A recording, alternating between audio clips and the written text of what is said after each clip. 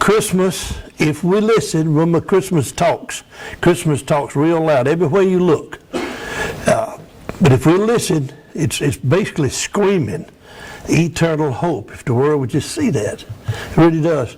Because if you listen, it's the Father's heart, it's the Father's love. And he is saying, I want no one to perish. I love you, believe me. That's the Christmas message of messages. And what I saw in this, you know, when you see the Christmas trees, I think of him cursed for hanging on a tree, the cross, the mangers, the humility of God that's hard to comprehend.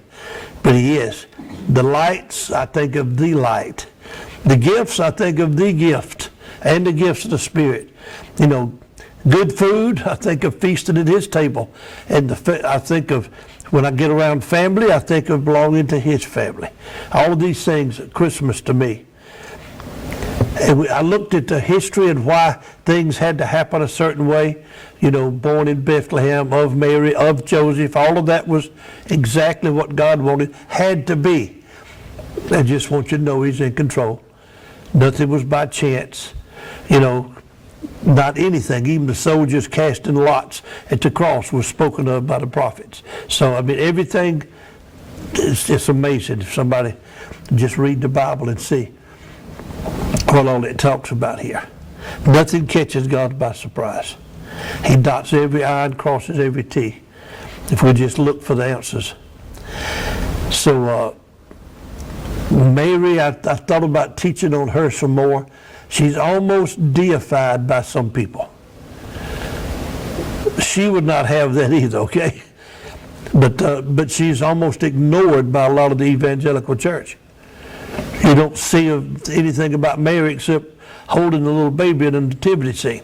So that's not so either, because she was more honored than any woman who's ever lived. God said, I pick you to bear my son. Now that's just got to be off the charts right there. She didn't doubt. She didn't at all. She simply said, how can this be? She couldn't understand it. And that's not doubt. God explained it to her. Okay, the angel said, here's what's going to happen. And it happened that way. But then what she did say, when she thought about it, all of us need to consider her answer. Behold, the bond slave of the Lord, which we are. We're sons also, but just think of that. We start with bond slaves. May it be done to me according to your word. That settles all issues if we do it.